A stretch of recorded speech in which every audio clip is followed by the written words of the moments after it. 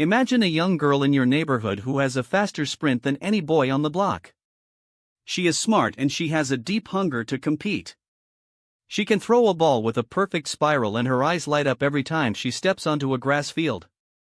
Now imagine that same girl reaching the age of 10 and suddenly seeing a tall wall built around her dreams.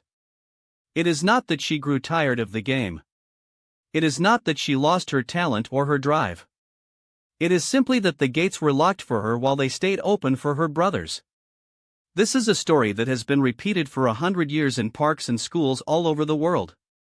We have lived in a culture where we expect boys to compete on the field while we expect girls to watch from the sidelines. This gap between having the skill and having the access is what defines the history of many sports. It is a quiet kind of loss that happens when a child is told that their gender is a boundary they cannot cross.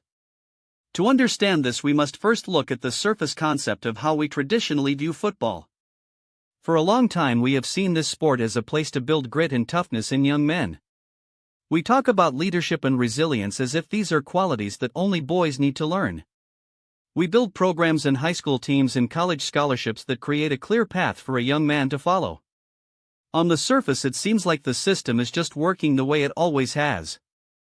People might say that women are simply not interested or that the game is too rough. These excuses act as a cover for a system that was never designed with everyone in mind. We have accepted a world where the locker room door opens easily for one half of the population while remaining stuck for the other half. But beneath this surface there is a hidden assumption that we have been teaching our children for generations. We have assumed that the life lessons found in sports are gendered.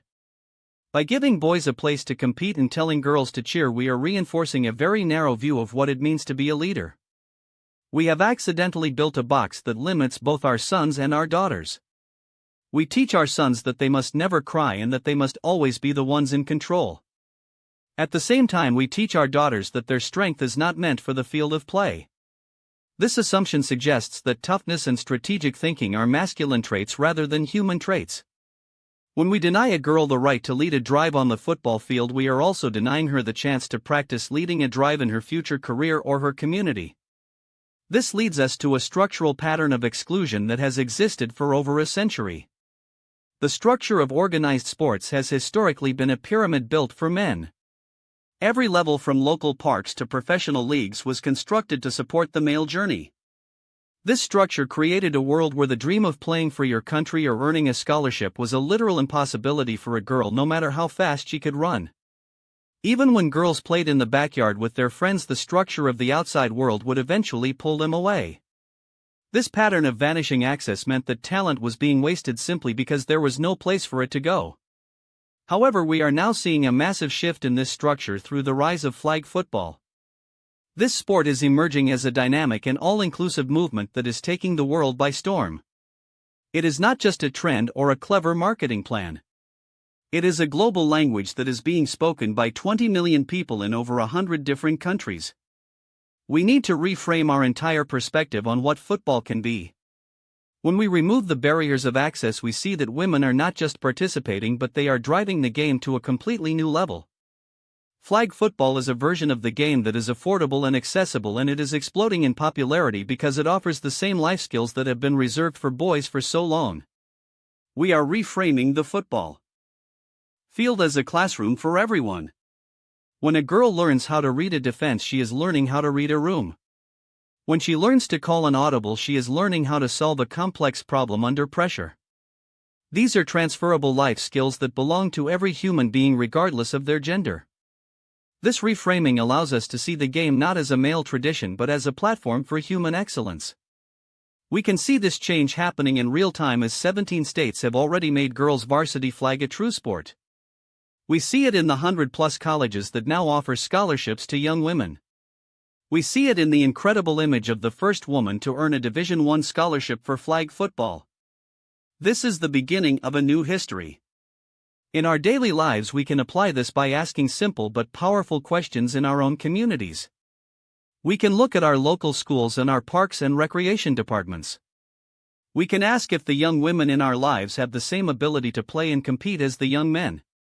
We can start small by encouraging the girls we know to take the field and to dream big. We must be careful to nurture this movement properly. This means making sure we do not just commercialize the sport for boys while being satisfied with simple access for girls. We must work to create a truly equal playing field from the very beginning. This journey toward equality requires us to be active supporters and protectors of this new momentum. The ultimate goal is to reach a world where every child can follow their heart and their skill wherever it leads. We are looking forward to a momentous occasion in 2028 when flag football will debut in the Olympic Games. For the first time in over 100 years, young women will take the field to represent their countries in a sport that once had no place for them. This achievement is not a gift given to women, but it is a result of their own skill and their own passion. They have earned their place on that global stage. This deepening of our social fabric makes our entire world stronger. When we let her lead and we let her dream, we are building a more resilient society. We are moving away from the old boxes and into a future where the only thing that matters on the field is your drive and your spirit. We should celebrate every locker room door that opens and every scholarship that is signed. This is how we ensure that the future of sports is vibrant and inclusive. It is a journey from exclusion to belonging, and it is happening right now in backyards and stadiums all over the earth. We are finally realizing that when we open the gate for one person, we actually make the game better for everyone. The energy that women are bringing to the sport is transforming it into something more global and more powerful than ever before.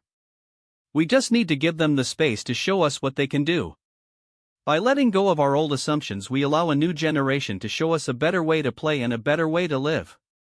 This is not just about a game of football, but about the fundamental right to participate in the activities that shape our character and our lives. When we see a young girl walking out in an opening ceremony, we should see more than just an athlete.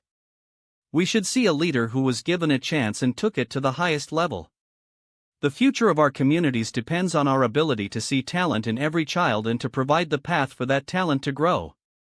If we can commit to leveling the literal playing fields in our neighborhoods, what kind of transformation might we see in the confidence and leadership of the next generation of women?